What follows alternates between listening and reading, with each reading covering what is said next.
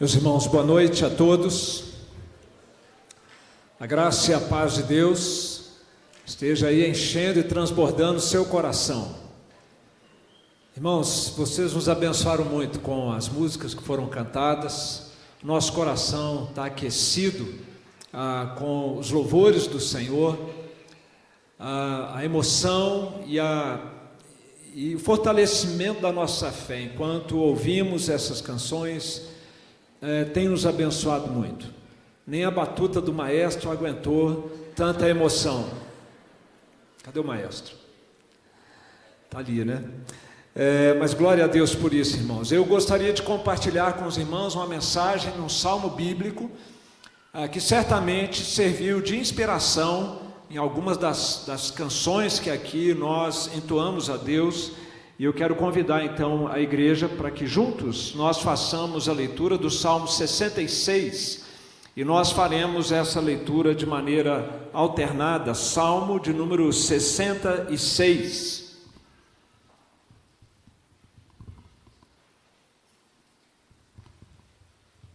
Vou convidar a igreja a se colocar em pé, e eu faço a leitura dos versos ímpares, e a igreja, com a mesma vibração do coro IPN, fará a leitura dos versos pares. Eu inicio: aclamai a Deus toda a terra.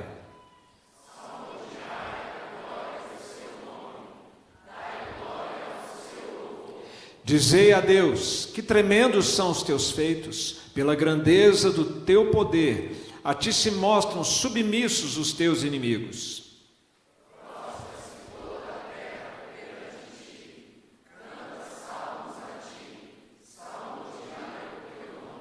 Vinde e vede as obras de Deus, tremendos feitos para com os filhos dos homens.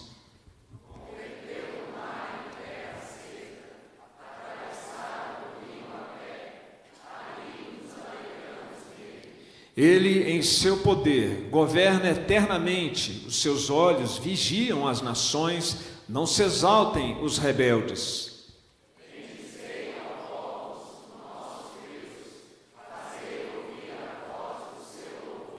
O que preserva com vida a nossa alma e não permite que nos resvalem os pés.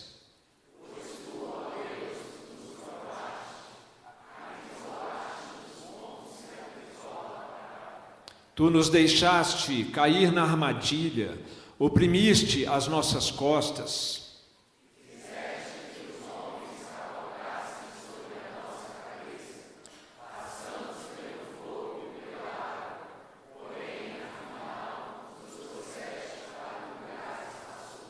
Entrarei na tua casa com holocaustos, pagar-te-ei os meus votos.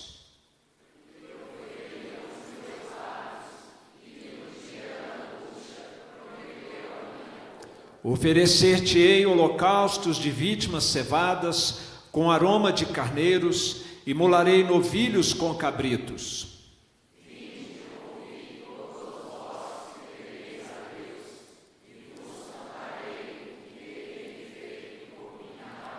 A ele clamei com a boca, com a língua o exaltei.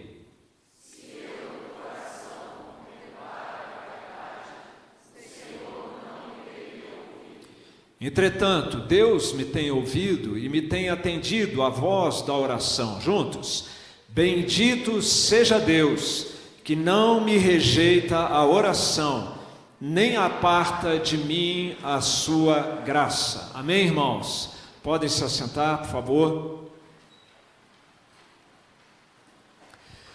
Meus queridos, Brasília comemora 65 anos também, nesse ano. A nossa igreja, nesse mês de agosto, também celebra os 65 anos da sua fundação, no mesmo ano em que a cidade foi iniciada, e a igreja dando os seus primeiros passos, e já havia aqui irmãos abençoados para iniciar um pequeno coro, que jamais poderiam imaginar que nós estaríamos 65 anos depois, com um coro como o nosso, com uma apresentação ao Senhor, dessa magnitude na noite de hoje. Nós fomos convidados pelo coro IPN e agora pela leitura do salmo que fizemos a louvar a Deus e a cantar a Deus com toda a terra. Isso é muito mais do que um simples exercício melódico. Isso tem a ver com o reconhecimento do coração, que quando começa a pensar e se maravilhar com as grandezas de Deus, extravasa em louvores a Deus. Isso é bem característico de nós. Quando nós estamos felizes, contentes, a gente canta, né? Alguém já disse que o crente parece um passarinho, está sempre cantando. Por isso, pela alegria da salvação, por aquilo que nós temos em Cristo. Mas há um problema aqui nessa passagem, no tema do coral e no salmo que nós lemos, é que toda a terra está sendo intimada, desafiada a louvar a Deus, a cantar a Deus. E quando nós pensamos em toda a terra, nos dias atuais, século 21, ano 2025, fica complicado da gente encontrar no que nós vemos acontecer em toda a terra, motivos para cantar, motivos de alegria para cantar, se a gente for pôr na ponta do lápis aquilo que a gente vê acontecer ao nosso redor. E o que nós estamos vendo, Jesus antecipou. Ele disse que nós veríamos coisas como as que vemos hoje, naquele seu famoso sermão que é intitulado Apocalipse de Jesus, lá no final dos Evangelhos. Jesus disse que haveriam tempos muito atribulados, com guerras, revoluções, nação contra nação, reino contra reino, grandes terremotos, epidemias, fome em vários lugares e coisas espantosas, e também grandes sinais no céu. Praticamente isso tudo aqui nós já temos visto acontecer. Nesse ano de 2025 estão em andamento 10 guerras e revoluções, algumas mais evidentes, como a da Rússia, a Ucrânia, Israel contra o grupo Hamas, e outras guerras nesse ano até agora. Também nós temos um levantamento de que já aconteceram em todo o globo terrestre, só nesse ano, até o mês de agosto, 20 mil terremotos, sendo que 1.374 foram de magnitude superior a 5, portanto, terremotos bem significativos. Nós tivemos recentemente uma pandemia em que 700 milhões de pessoas foram contaminadas e 7 milhões de pessoas morreram. Essa é considerada a 7ª epidemia mais letal de toda a história da humanidade, e aquela que ocupa o primeiro lugar em termos de abrangência. 200 países e territórios foram alcançados com a pandemia, e numa rapidez nunca antes vista na história da humanidade, devido a essa conexão que há hoje entre todos os países. E para seguir ainda o raciocínio aqui que Jesus apresentou, existem no ano de 2025 111 países enfrentando fome. A maior parte deles ali na África, 20% da população do continente africano enfrenta subnutrição. E nós poderíamos avançar também falando dos relacionamentos humanos. Como estão os relacionamentos humanos hoje na sociedade, nas famílias, entre os povos? E a coisa não está nada boa. Também Jesus havia predito isso quando ele disse que por se multiplicar a iniquidade, o amor se esfriaria de quase todos. E não vou trazer nenhum exemplo de maldades no nosso mundo hoje, porque basta você acompanhar aí com seu celular, no dia a dia, as notícias. Hoje é dia de festa, não vamos falar de tanta coisa ruim assim. Vamos focar na beleza do Evangelho, que é o que nós temos aqui nesse salmo, e aquilo que nós somos convidados a glorificar a Deus por isso. Mas então, meus irmãos, se ao olharmos para o nosso mundo, para tudo que está acontecendo, para aquilo que marca o nosso tempo, faltam-nos motivos para cantar com toda a terra ou em toda a terra, quando nós paramos para olhar não para aquilo que está à nossa volta, mas a maneira como Deus, o nosso Deus, tem se revelado a nós, se relacionado conosco, o que Deus está fazendo no mundo. Então não resta dúvida que nós somos tomados pela mesma emoção, pela mesma alegria do coro IPN nessa noite, para cantar ao Senhor e glorificar ao Senhor na noite de hoje.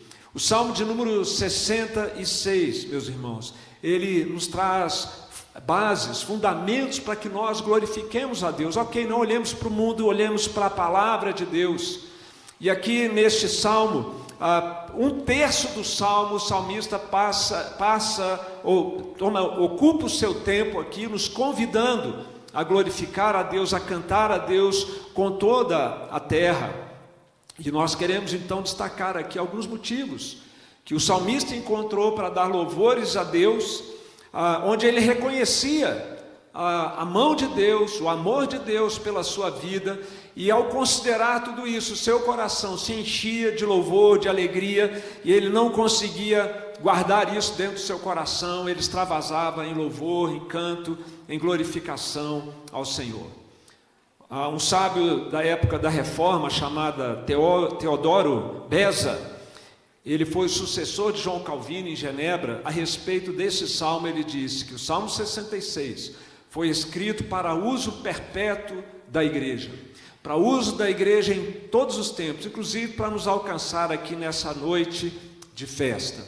Vamos buscar então aqui no salmo algumas aplicações contemporâneas para o nosso mundo, para o nosso tempo, para a nossa vida, para esse momento em que nós vivemos e de festas na nossa igreja. E a ideia central que eu quero compartilhar com os irmãos à luz do Salmo de número 66, ou a lição principal: reconheça e cante, Jesus é a alegria do nosso coração. Amém, queridos?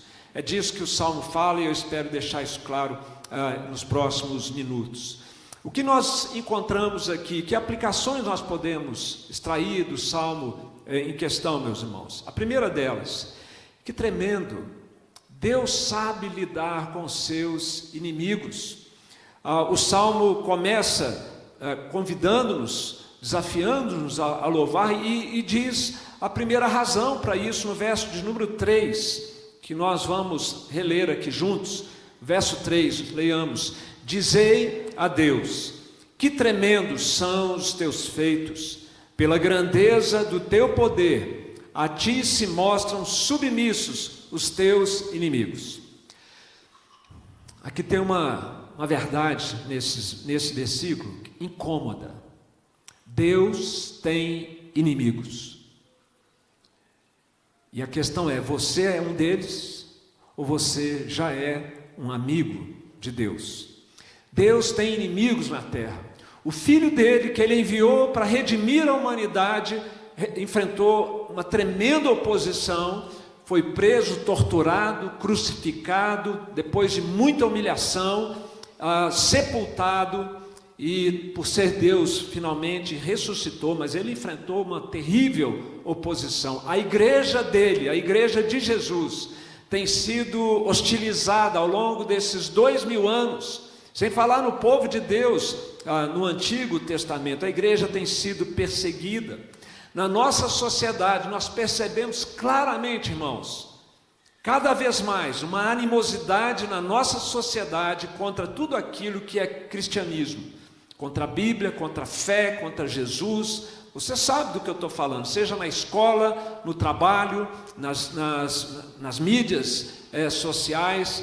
A gente enfrenta já cada vez mais isso no Brasil, sem falar em outros lugares onde ser cristão é praticamente uma sentença de morte. E lamentavelmente, meus irmãos, isso não é uma coisa isolada, é algo que atinge toda a humanidade. Eu e você já estivemos desse lado, ou talvez ainda esteja, você ainda esteja.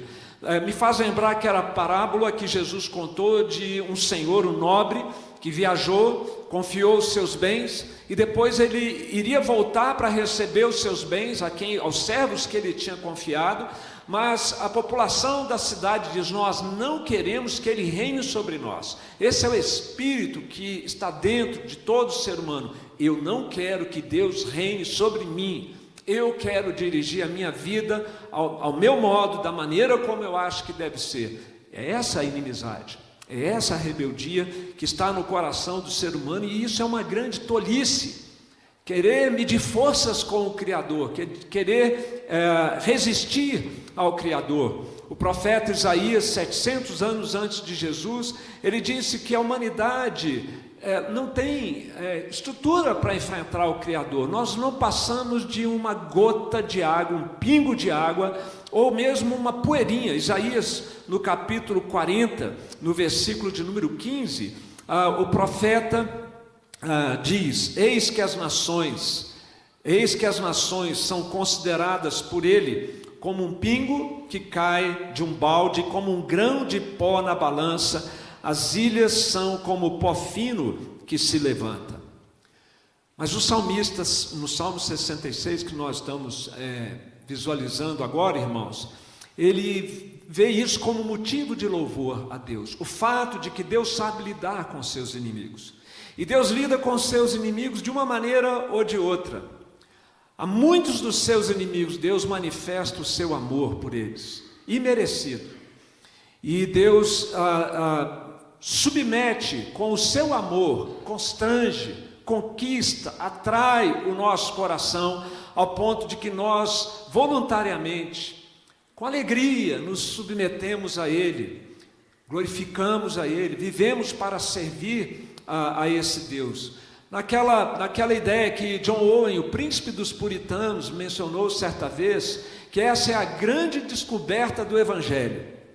Aquele que até então era o nosso juiz, agora é nosso Pai amado, graças à encarnação do seu Filho, sua morte e ressurreição, e a partir do momento em que nós nos convertemos a Deus, entregamos nossa vida a Jesus, nós fazemos essa grande descoberta. Não precisamos temer esse Deus. Mas Ele também submete os seus inimigos que são rebeldes a Ele, aqueles que rejeitam a Cristo.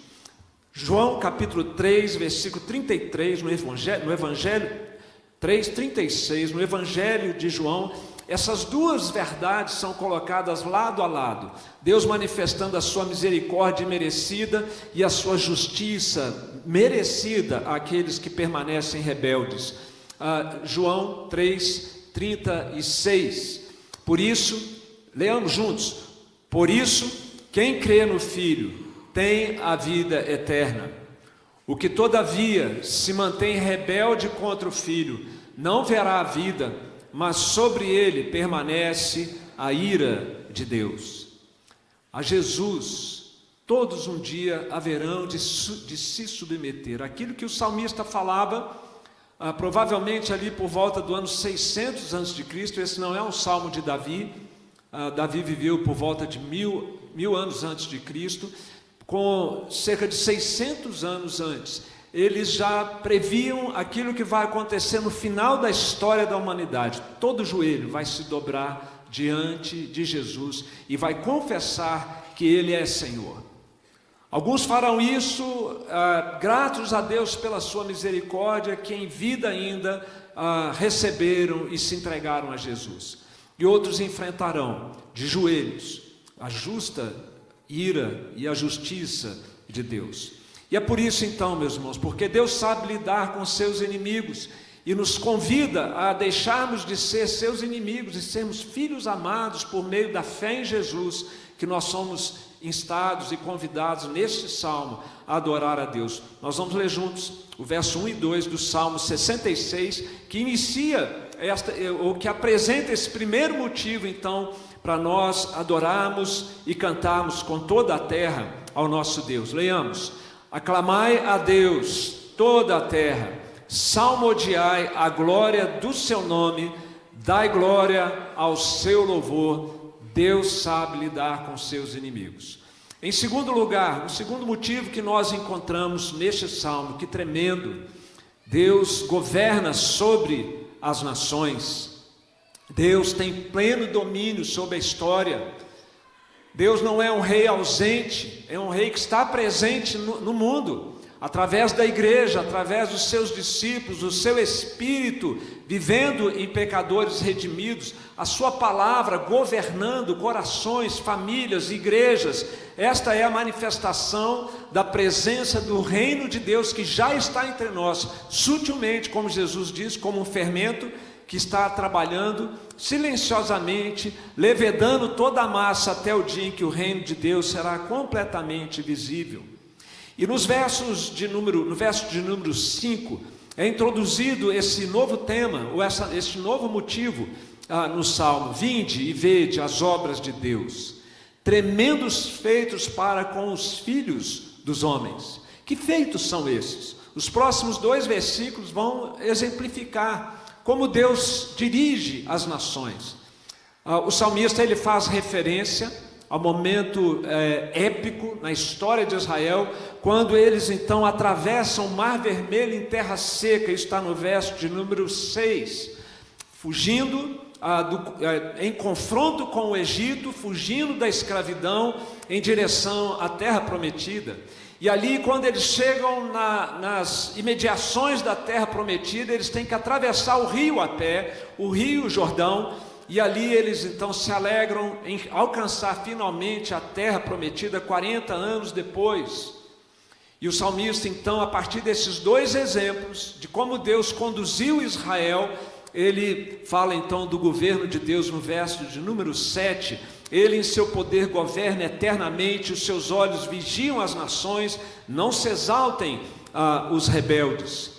Deus escolheu a nação de Israel, e aqui não se trata da história particular ou de um momento isolado na história de Israel.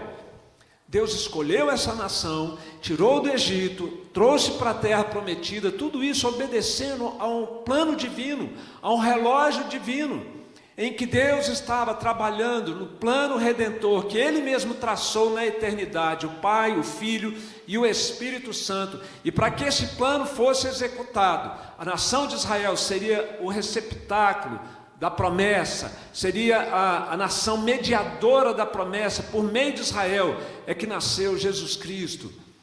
Em Belém da Judéia, cresceu em Nazaré, na Galileia, pregou o evangelho do reino na Judéia, na Samaria, na Galileia, e deu umas fugidinhas ali para Tiro, Sidom, fora dos limites de Israel, muito brevemente.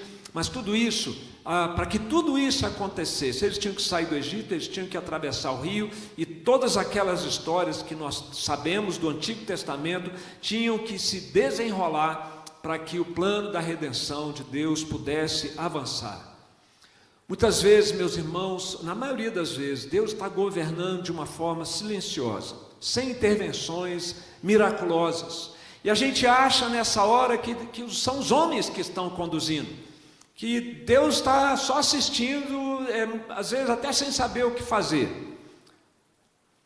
Mas não, isso não é verdade. Mesmo quando Deus está silencioso, mesmo quando Deus não está fazendo milagres, como abrir o Mar Vermelho, ou abrir o Rio Jordão, ou vencer inimigos muito superiores àquela turba que saiu do Egito, ainda aprendendo a ser uma nação, nestas horas fica então evidente, mais evidente ainda, que Deus governa o nosso mundo, e é disso que o salmista está falando. E esse governo dele é um governo eterno.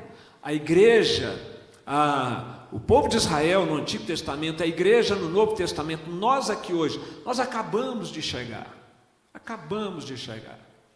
Deus, de eternidade a eternidade, Ele é Deus. Governa sobre tudo e governa sobre todos, nada escapa aos seus olhos. As nações, o texto bíblico diz, estão sendo vigiadas pelos olhos de Deus. Então, quando você olhar para o Brasil e ficar assim, preocupado, fica tranquilo. Aquele que reina soberano está vigiando o Brasil, vigiando os acontecimentos que estão em andamento aqui, e Ele fará com que tudo aconteça para a glória do nome dEle. Em algum momento nós vamos poder dar glória a Deus pela nossa nação e pelos acontecimentos na nossa nação. Meus irmãos, se é assim, o governo de Deus, o controle de Deus soberano sobre todas as nações, nós temos motivo, e toda a terra tem motivos para cantar a Deus, porque nós podemos ter esperança então, no nosso coração, de que aquilo que nos entristece, aquilo que nos incomoda, aquilo que nos assusta, que acontece hoje em todas as nações, terá um fim. E esse fim, meus irmãos, acontecerá, porque uma promessa feita também lá pelo profeta Isaías já foi concretizada. Vale a pena a gente conferir em Isaías capítulo 9, versículo 5. O versículo 5 de Isaías 9 é uma promessa do fim das guerras. Veja só, toda bota com que anda o guerreiro no tumulto da batalha, e toda veste revolvida em sangue serão queimadas, servirão de pasto ao fogo. Não haverá mais nação contra nação, reino contra reino, guerras e rumores de guerras. E isso vai acontecer não porque vai surgir um líder carismático, pela engenhosidade humana, pelo poderio bélico de alguma nação. No máximo isso pode assegurar alguns momentos de maior tranquilidade, menos convulsão no país, se acontecer. Mas a razão de por que toda bota vai deixar de existir, toda arma bélica vai deixar de existir, é pelo que está adiante, no verso de número 6 do profeta Isaías, e eu convido vocês a lerem comigo. Porque o menino nos nasceu, um filho se nos deu, o governo está sobre os seus ombros, e o seu nome será Maravilhoso Conselheiro, Deus Forte, Pai da Eternidade, Príncipe da Paz, para que se aumente o seu governo, e venha a paz sem fim sobre o trono de Davi, e sobre o seu reino, para o estabelecer e o firmar mediante o juízo e a justiça, desde agora e para sempre. O zelo do Senhor dos Exércitos fará isto. Amém, irmãos? O zelo do Senhor dos Exércitos, que governa sobre todos os exércitos, sobre todas as nações, Ele fará com que todo o caos que hoje prevalece no nosso mundo seja coisa do passado, e o shalom que Deus colocou lá no Éden antes da queda será restabelecido num nível muito superior àquele que Adão e Eva vivenciaram. E este reino já está entre nós. Jesus disse isso: se eu expulso demônios pelo dedo de Deus, certamente é chegado o reino de Deus. E Ele não está aqui ou ali, Ele está dentro de vós. E este reino, meus irmãos, será consumado nas últimas páginas da Bíblia, no livro do Apocalipse, quando João tem a visão do que vai acontecer no fim dos tempos, quando João tem a visão do novo céu e da nova terra, ele faz menção ao fato de que as nações agora serão reunidas, congregadas como povo de Deus. Deus habitará com eles, eles serão povos de Deus, e Deus mesmo estará com eles. E vai ser nessa hora que Deus enxugará dos nossos olhos toda lágrima. A morte já não existirá, nem o luto, nem o pranto, nem a dor, porque as primeiras coisas, esse caos que nós conhecemos muito bem, passaram. Louvado seja o nosso Deus. É por isso que todos, em toda a terra, aqueles que amam a Deus, aqueles que já encontraram em Jesus a alegria das suas vidas, são convocados a cantar ao Senhor. O canto não como um mero exercício estético musical, mas como uma expressão que não dá para conter dentro do coração, e a gente então canta em louvor, canta silenciosamente lá dentro, canta audivelmente também, porque o nosso Deus, de maneira tremenda, Ele governa sobre todas as nações, está conduzindo tudo para o objetivo que Ele tem traçado para o nosso mundo. E por fim, nós encontramos aqui neste salmo uma seção que nós podemos chamar aqui de uma seção mais pessoal do salmista. Ele é anônimo, nós não sabemos quem escreveu esse salmo, mas nos primeiros versos, até o verso de número 8, o salmista está falando das nações, dos povos. Se você olhar na sua Bíblia, no verso de número 1, toda a terra é mencionada. No verso de número 4, toda a terra é mencionada. E no verso de número 8, os povos são mencionados e chamados à adoração. A partir do verso de número 9, o tom a pessoa com que manifesta aqui, ele se expressa pessoalmente. Agora não tem mais a ver com os povos e as nações, tem a ver com o salmista. E por aplicação tem a ver comigo, tem a ver com você, o que vem nessa sessão adiante.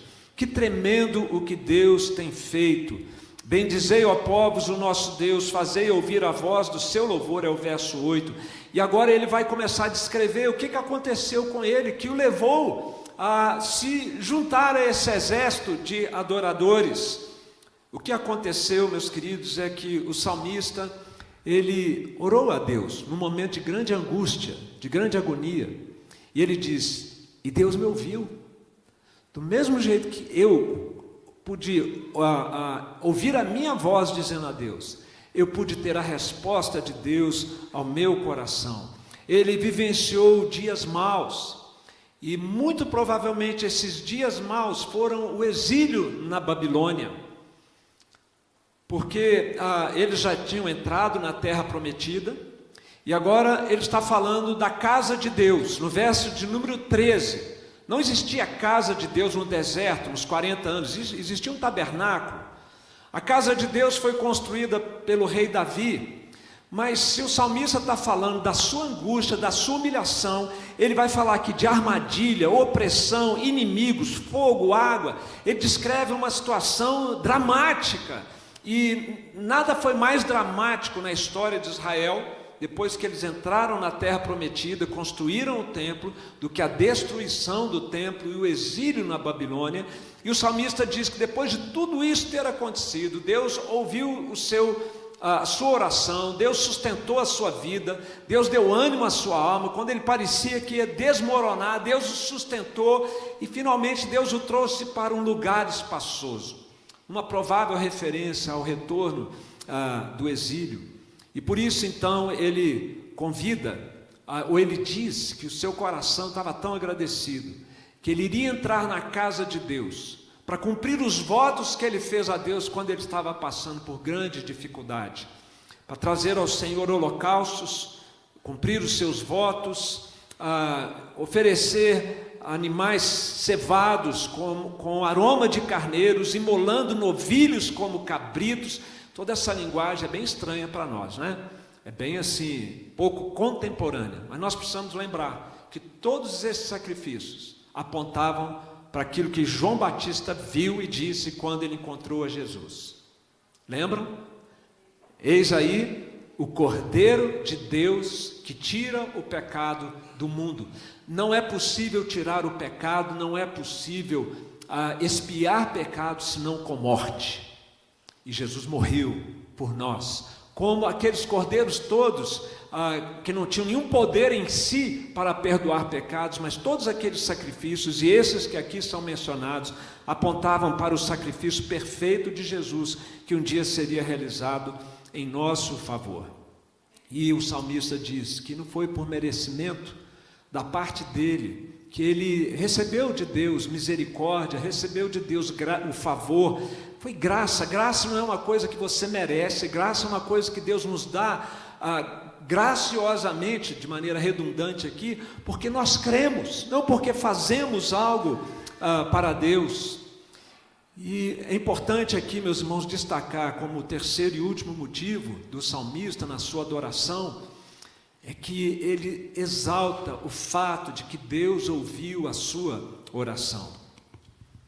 A Bíblia nos ensina que o pecado nos separa de Deus e impede que Deus ouça as nossas orações. Depois você pode conferir no profeta Isaías, no capítulo 59, verso 2. As nossas iniquidades, a nossa rebeldia do coração, ela nos separa de Deus, como se estivesse levantando um muro entre nós e Deus não ouve as nossas orações. Mas porque Ele enviou o seu Filho até nós, e porque o seu Filho morreu por nós, ressuscitou, e porque nós atendemos o chamado da graça de Deus, e entramos numa aliança com Cristo, a nova aliança, agora nós podemos ter a mesma experiência do salmista. Deus ouve as nossas orações. Pode não ser do jeito que eu queria, na hora em que eu queria, mas se você confia na graça e no amor de Deus, você pode contar com isso por causa de Jesus. João, capítulo 14, verso 13, nós temos essa promessa do Senhor para nós, de que assim como foi com o salmista, será conosco. Leiamos: e tudo quanto pedirdes em meu nome, isso farei, a fim de que o Pai seja glorificado no Filho. Por isso que os crentes oram em nome de Jesus, mas isso não é um mantra, tá? Isso não é uma senha, pronto, falei a senha, agora vai acontecer. Isso é um princípio de relacionamento com Deus. Eu só posso ter um relacionamento com Deus e esperar que Ele ouça as minhas palavras e que Ele responda favoravelmente a mim por causa da mediação de Jesus Cristo. Não há outro mediador, não há outro caminho pelo qual nós possamos ter este relacionamento restabelecido com o nosso Deus. E Jesus disse que Ele iria atender as nossas orações para que o Pai fosse glorificado, assim como o Pai foi glorificado pelo salmista, porque Deus ouviu a sua oração. Meus irmãos, nós precisaríamos ler a Bíblia toda para esgotar todos os motivos que nós temos para cantar com toda a terra louvores ao nosso Deus. Neste salmo, que reproduz muito de perto a cantata dessa noite, nós encontramos alguns desses motivos, algumas dessas razões. E o que em suma nós aprendemos com esse salmo é que eu e você devemos reconhecer no coração e expressar isso com a nossa fala, declarando, cantando que Jesus é a alegria do nosso coração. Porque é por meio de Jesus, meus queridos, que os inimigos de Deus serão submetidos a Deus, pelo seu amor ou pela sua justiça.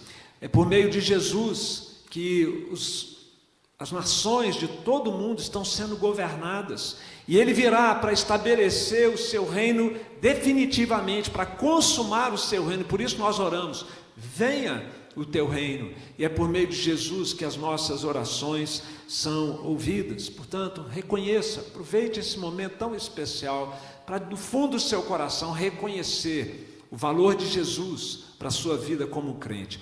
Mas se você ainda não fez isso, se você ainda não tem um relacionamento pessoal com Jesus, e isso que eu estou falando às vezes soa um tanto quanto novidade, ou até mesmo meio estranho para você, você precisa levar isso em consideração.